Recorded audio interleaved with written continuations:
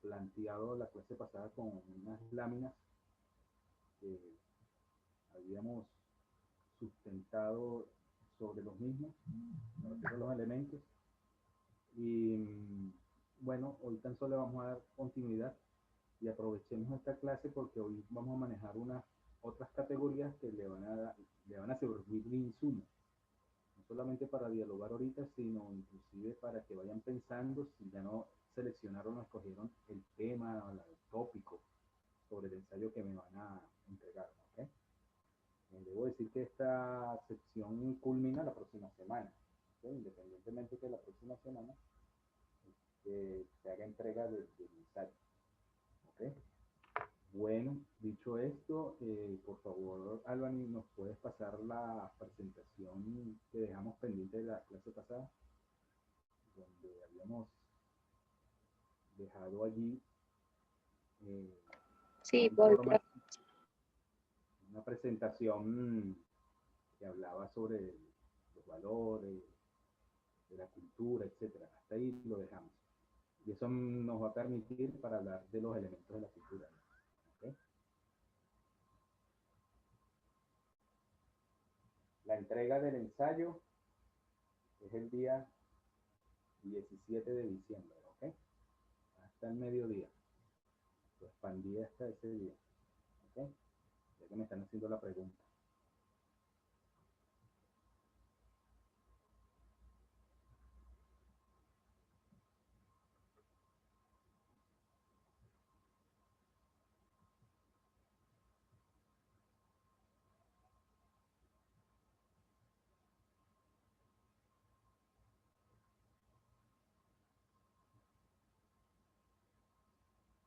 Profe, ahí, o sea, la estoy poniendo, pero no sé si ustedes pueden verla. No, yo no la visualizo.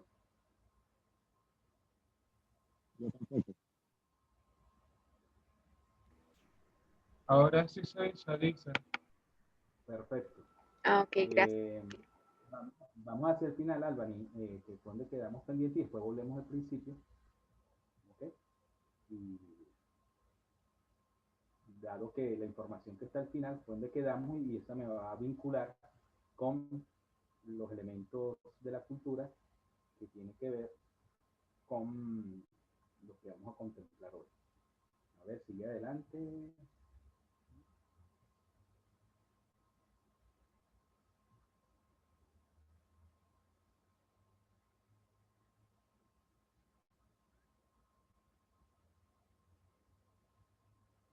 Más adelante. Ok, más adelante habíamos ya contemplado eso, las expresiones culturales y ahí habíamos, exacto, los valores. Vamos a quedarnos allí porque justamente, así como seguramente lo contemplaron ustedes en la lectura que hicieron, que está digitalizada, el autor habla de una serie de elementos que están vinculados con la cultura. Uno de ellos justamente habla sobre los valores. ¿Okay? Allá hay una definición de los mismos y hay unos ejemplos o unos indicadores, pues cómo se expresan los valores dentro de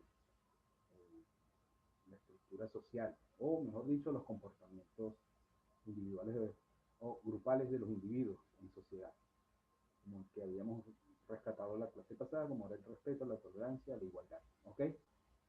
Vamos, por supuesto, a revisar eso desde una perspectiva sociológica y antropológica, lo que llamamos respeto, tolerancia, la igualdad. Pues bien, el autor, cuando habla de los valores, como uno lo vamos a jerarquizarlo como uno de los primeros elementos de la cultura, destaca que los mismos son aquellos que un grupo humano, una sociedad, establece como aquellos que una vez, estoy hablando de los valores, una vez que se consensúan o forman parte de un acuerdo social, ¿no? Se estiman o se sobrevaloran, más del término, ¿no? Como aquellos que son los más deseables, aceptados socialmente y conformes a ellos, van a formar parte de la guiatura o de la orientación por medio de las cuales los individuos, a partir de ese consenso y esos criterios de agrupación, establecen como los aspectos a seguir dentro de una sociedad. ¿Okay? Cuando se habla de un valor, sabemos que son múltiples, infinitos, variables, cambian de acuerdo a los factores internos o externos que los determinan en un momento determinado. Por eso es que si bien los valores quedan fijos dentro de los criterios, de las convenciones socialmente consagradas en una sociedad, están sujetos o susceptibles a los cambios, ¿no?, que se dan dentro de la sociedad, y conforme a esto pueden tener distintas significaciones. Y también la dinámica de los valores también van a responder de acuerdo a los contextos territoriales, culturales, de cómo, por ejemplo, la tolerancia cultural, el respeto cultural, la igualdad, la reciprocidad, entre otros, ¿no?, cambian de acuerdo a cómo las culturas lo ajustan o lo adecúan de acuerdo a sus necesidades, sus deseos, ¿no?, sus intereses. Y es allí cuando hablamos de las características de los valores. Pero partiendo del hecho que un valor dentro de la cultura es aquello que previamente se consensúa, previamente aquello que es fruto de un acuerdo y que luego adquiere un posicionamiento, una jerarquía como parte de la orientación que va a asignar los comportamientos habituales, grupales, individuales de la persona. ¿Okay? Un valor se estima como gran valía una vez que llega a ser posicionado o jerarquizado dentro de la sociedad como parte de lo que va a legitimar luego lo que llamamos luego las normas, que es otro elemento más. ¿Okay? Las normas, ya sabemos que son reglas, ¿no?, regulaciones que establecen, ¿no?, los comportamientos, digamos, de una forma muy estricta, de cómo estos permiten que cómo permiten que por medio de las instituciones las leyes, los reglamentos, las regulaciones se cumplan. Y eso forma parte también de otro elemento de la cultura, valores, normas, etc. Encontramos otro en la literatura que ustedes leyeron, que son las creencias. Cuando hablamos de las creencias, ¿a qué hacemos alusión? Mucha gente quizás lo asocia a las creencias, a lo que es el ámbito religioso. Ya te doy la palabra, Ana Medina. Las creencias, decía, que muchas veces la gente, si bien están vinculados con el ámbito religioso, con el ámbito ideológico, etc., no necesariamente son la explicación para entender el mundo religioso, ¿no? Las creencias, ¿qué son? Cuando hablamos de las creencias, hablamos como aquel conjunto de enunciados, principios que damos como verdaderos, e inclusive no están susceptibles a controversia, a discusión, ni a comprobación, ni nada por el estilo. Las creencias en sí mismas, ¿no?, se asumen como una verdad, muchas veces absoluta y no relativa, dentro de lo que significan las orientaciones a seguir por una persona, por un individuo, etc. Ejemplo de ello sí lo podemos encontrar obviamente en el mundo de la religiosidad, por ejemplo. ¿Okay? La religiosidad como parte del sistema de creencias dentro de la cultura, ustedes saben muy bien que fungen a veces como dogma, fungen como doctrina, y sobre la base de ese tipo de modelos desde el punto de vista religioso no aceptan ninguna controversia.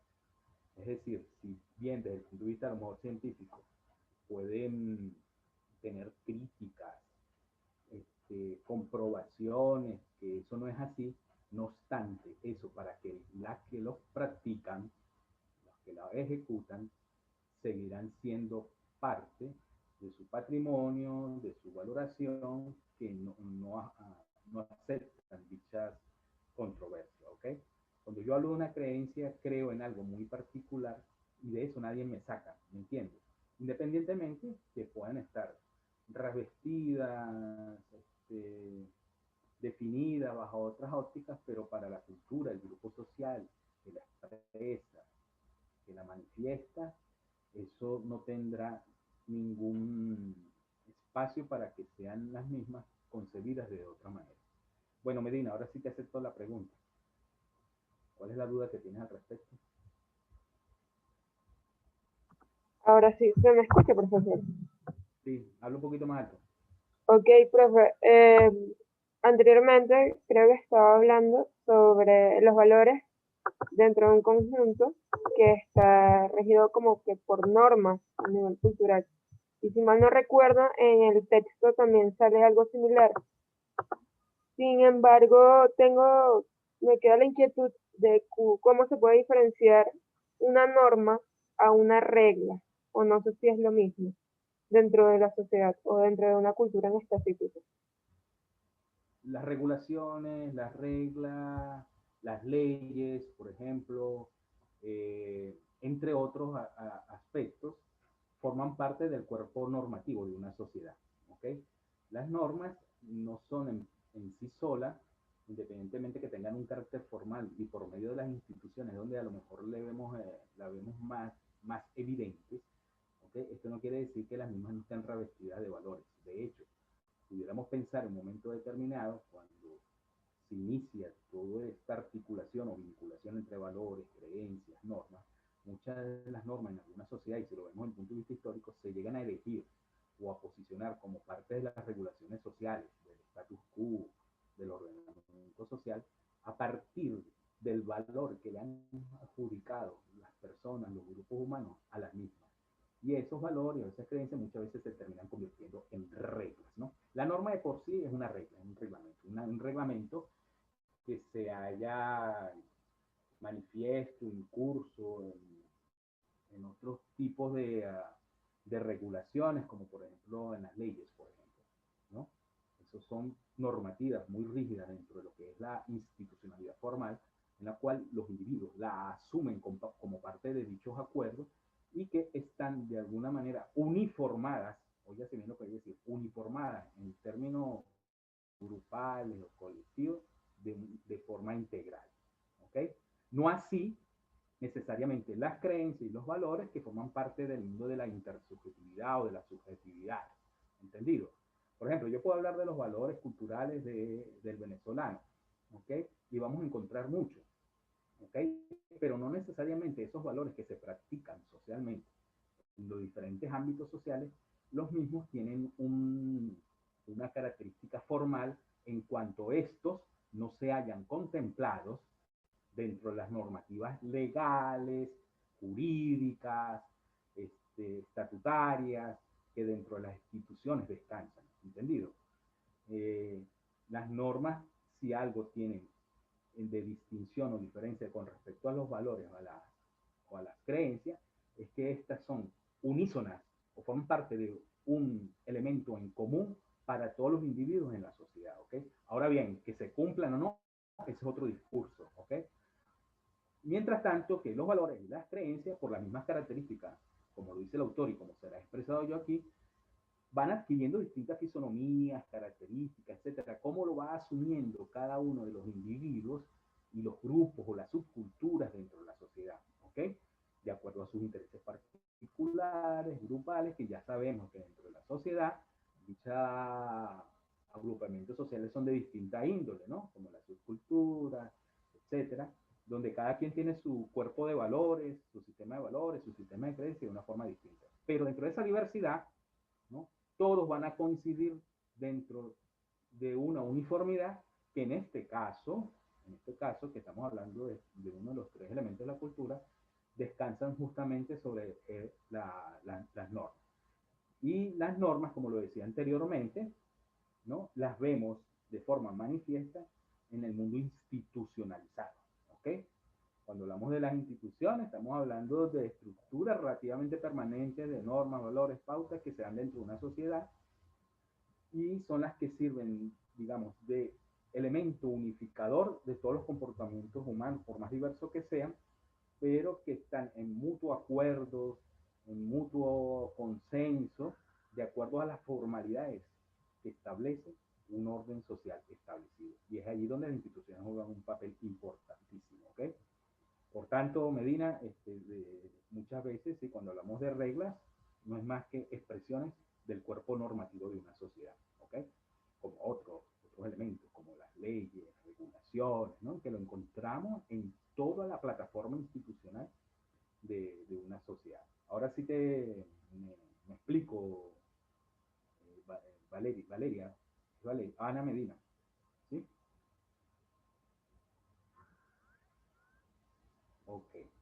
Ajá. Y bueno, como les decía, el autor plantea fundamentalmente entre estos elementos de la cultura estas categorías que son muy esenciales para comprenderla.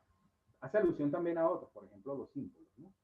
Los símbolos no son más que la representación social por medio de la cual en una sociedad dichos valores, dichas creencias e inclusive las normas adquieren un valor, digamos, de estimación, un valor de, de aprobación en la cual los individuos se ven en ellos, estoy hablando de los símbolos, una vez que los mismos permiten no solamente la identidad social de un grupo, sino al mismo tiempo para poderse identificar con otras agrupaciones, con otras culturas de una manera distinta.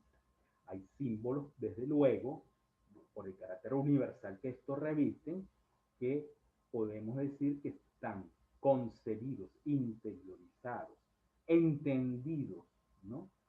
Por la sociedad global, ¿no? De una manera, digamos, inmediata, ¿no? Símbolos que están relacionados con la economía, con la cultura, con la religiosidad, etcétera, con el lenguaje, etcétera. Por ejemplo, ¿el lenguaje qué es? ¿Qué es el lenguaje? El lenguaje no es más que una convención de códigos bien establecidos desde el punto de vista simbólico, a través de la escritura, a través del habla, ¿ok? Que nos permiten establecer que en ellos subyace toda una simbología gráfica, ideal, de ideales, ¿ok? Que me permiten identificarme yo como sociedad, como pueblo, como grupo, etcétera, y que al mismo tiempo pues, me puede establecer un elemento de distinción con otros, ¿ok? Pero ese elemento de distinción con respecto a los otros pueden ser concebidas por otras culturas como el elemento simbólico que me permite a mí también diferenciarme. Por ejemplo, si puedo hablar yo de un símbolo universal, eh, ¿cuál podría yo establecer? O díganmelo ustedes, ¿cuál puede ser un símbolo universal dentro de la cultura? Aceptado, entendido por todas las culturas, independientemente que sea no afín a las mismas, pero que por medio de ella yo puedo distinguir, bueno, eso se refiere a, porque los símbolos evocan, ¿ok? Eh, y al mismo tiempo representan socialmente aquello que forma parte de la entidad de un grupo, de una sociedad, etc. A ver, háblame de un símbolo. Podría ser la gesticulación al momento de negar o afirmar. Por supuesto, si lo hablamos en términos, digamos, más cotidianos de lo que es la relacionalidad social, ¿no? El lenguaje gestual evoca, representa socialmente un significado, ¿sí o no? Cínicamente y simbólicamente, la gestualidad para aprobar o no aprobar algo por medio de una gesticulación, eso representa simbólicamente, desde el punto de vista del lenguaje, una interpretación que la gente lo valida de acuerdo a cómo está concebido, ¿entendido? Ahora bien, vamos a tener algo muy claro en el ejemplo que tú has puesto. Ese tipo de indicador cultural que tú acabas de decir que tiene que ver con la gesticulación para negar o afirmar, puede ser que cuando ésta se contextualice dentro de otro ámbito en la cual dicho código, dicha simbolización no representa, no significa lo mismo, y ahí pierde el carácter global. ¿Entendido? ¿Se entiende lo que quiero decir? Es decir, que no es afín a todas las culturas a pesar de que se entienda. ¿Ok? Es común que en algunas sociedades el saludo, inclusive entre hombres, se haga con 3 besos o 2 besos, ¿cierto? En la sociedad latinoamericana, eso por lo general no forma parte de un rasgo cultural distintivo y definitorio, ¿no? De lo que significa la relacionalidad social en cuanto a saludo se refiere, ¿se entiende? Pero en otras sociedades sí, estamos claros. Y no necesariamente el beso está relacionado con el ámbito, la dimensión amorosa o del enamoramiento, etcétera, etcétera. No, eh, para algunas culturas se asume dicho símbolo cuando se significa, ¿no? A través de una actitud, de un comportamiento, de un indicador de socioafectivo, etcétera, etcétera, puede adquirir distintos matices o significados, pero al mismo tiempo revela un elemento de distinción que me hace vincularme, diferenciarme con una cultura y con otra no, ¿entendido? Pues yo puedo hablar de otros símbolos que son a lo mejor más de carácter de representación gráfica o material. Cuando digo esto, por ejemplo, el símbolo de la Cruz Roja, ¿no? La Cruz Roja a nivel mundial ya todo el mundo sabe a qué se refiere, ¿cierto? ¿Ok?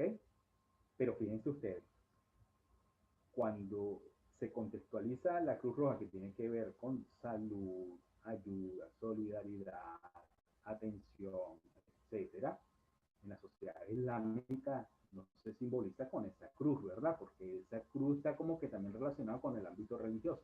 Entonces sale la media luna islámica roja, ¿sí o no? Si lo han podido ver. Aquí dice Ana Marina que al igual que el símbolo de cáncer de mama o el de luto, sí, sí, por supuesto, por supuesto. Recuérdense que los símbolos también fungen como convenciones socialmente consagradas que están legitimadas o aprobadas universalmente por la comunidad global. ¿Ok?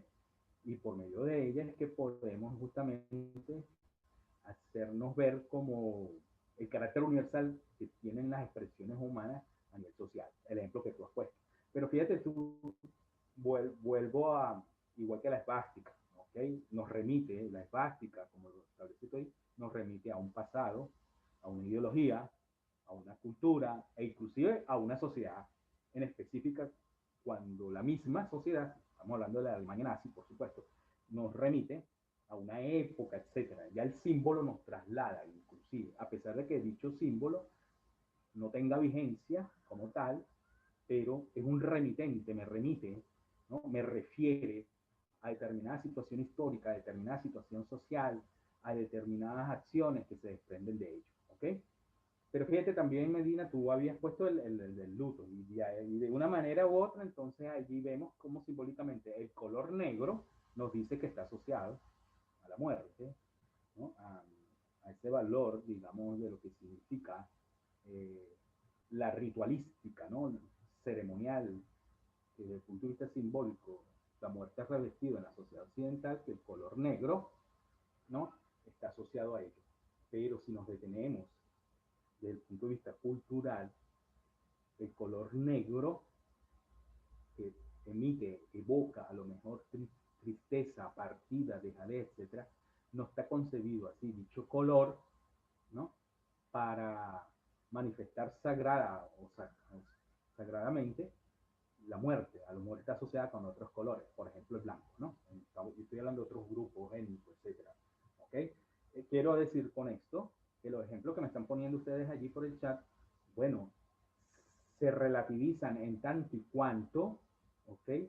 Dichos símbolos, ¿no? Están revestidos al mismo tiempo de una particularidad que le da sentido, forma, de acuerdo a cómo se contextualiza en medio de esa diversidad cultural, a pesar de que el mismo, estoy hablando todavía del luto, ¿ok? A lo mejor tengo una aceptación, digamos, más reconocida, vamos a hablar en ese término, que otros tipos de luto que están asociados a otras convenciones simbólicas, sísmicas, etcétera, etcétera, ¿ok? Pero como les decía, pues bien que la compañera haya hablado de algunos ejemplos, unos indicadores culturales, ¿no? Que tiene que ver con la gestualidad, que eso tiene que ver con lenguajes, pues, lenguaje social. Eh, pero también tiene que ver con otros aspectos que están relacionados con otras dinámicas sociológicas que tendrán que ver con el parentesco, que tendrán que ver con lo económico, con lo religioso, ¿ok? Donde los mismos, cuando se manifiestan, adquieren estas características del cual estamos hablando, ¿ok?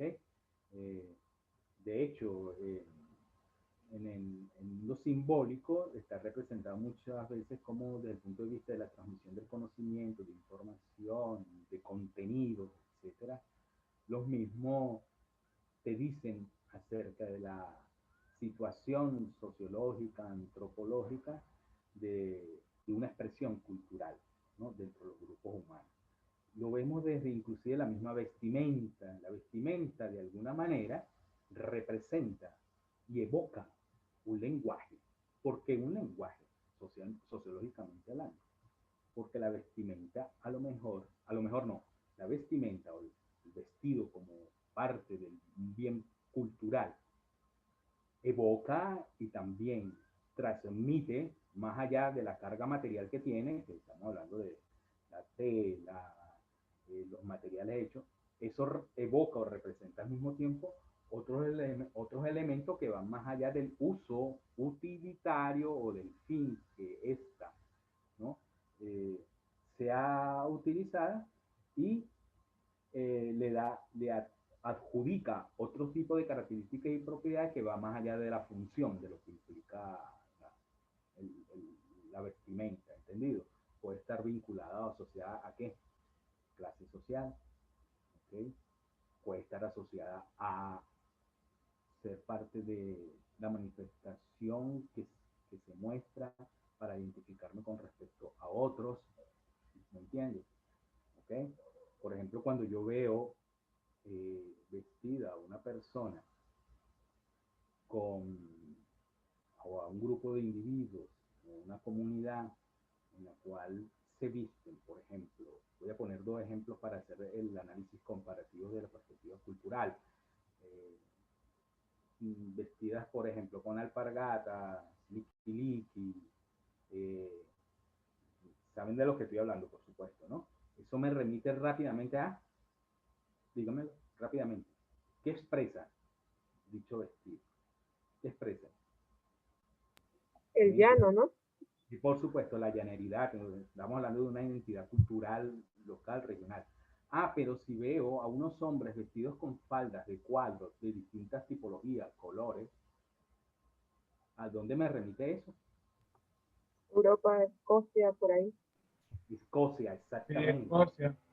Escocia. Y resulta ser que, bueno, la tradición, la costumbre, etcétera, cuando yo veo a los hombres vestidos con esas faldas de cuadros y faldas que son de distintos colores por demás, cuadros que son de distintos tamaños, resulta ser que dichos individuos, que además son hombres, por lo general, es que están mostrando simbólicamente al clan al cual pertenecen.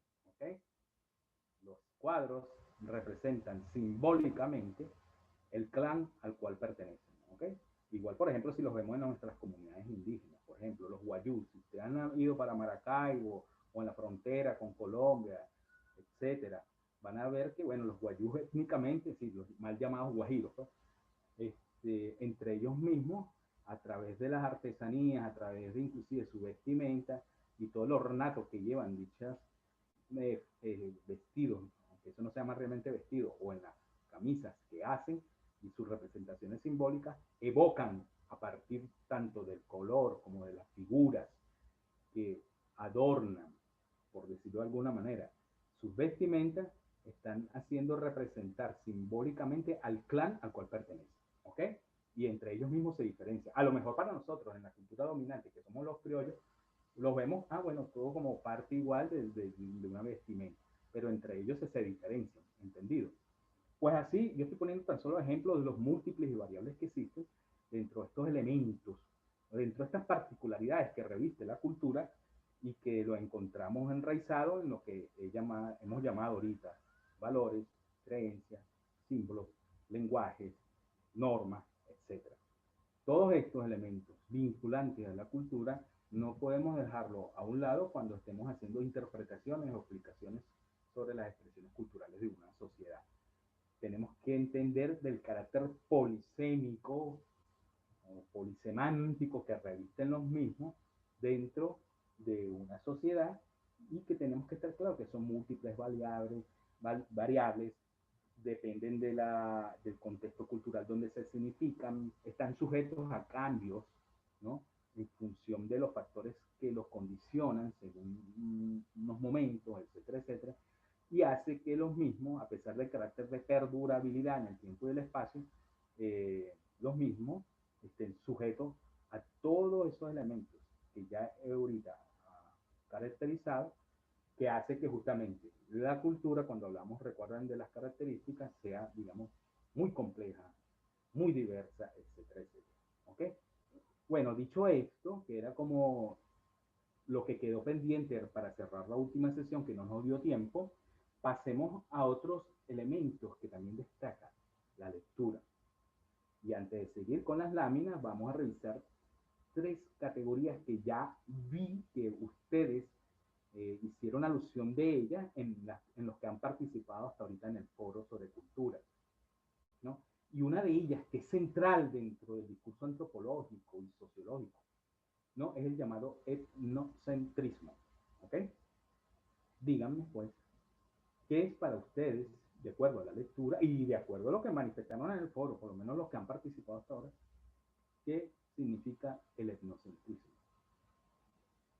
Y me dan ejemplos, por favor.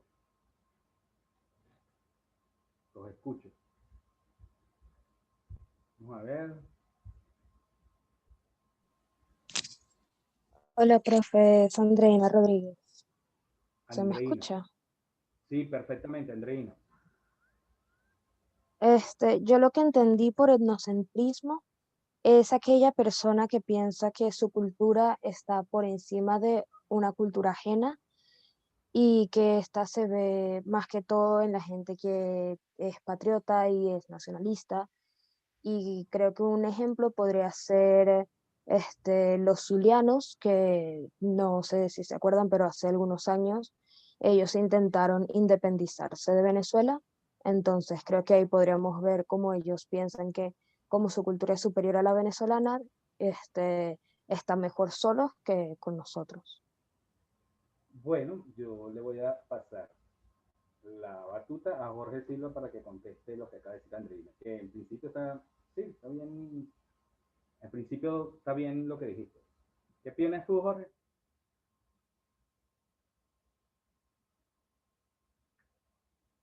¿Yo por qué? Porque soy marxista. Está bien, está bien. No he leído el concepto de etnocentrismo. Lo que sí puedo decir es que lo que entiendo de la parte de historia era en el sentido de que se querían independizar porque no estaban conformes o de acuerdo con las políticas de ese tiempo del país o con quienes lideraban el país. Como podría pasar ahorita, que fácilmente si el Zulia se independizara de Venezuela, hasta yo me iría por allá.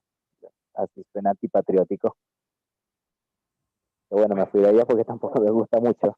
Pero bueno, no puedo hablar muy bien, profesor, de lo que es el etnocentrismo porque no he leído esa parte, disculpe. Ok. Bueno. Profesor, Sí, sí, Ana. ay, Ana. yo tengo, bueno, no sé si es una duda o un comentario, pero también puede considerarse cuando los norteamericanos dicen, no, que América, y ahora todo el mundo piensa que América solo es Estados Unidos.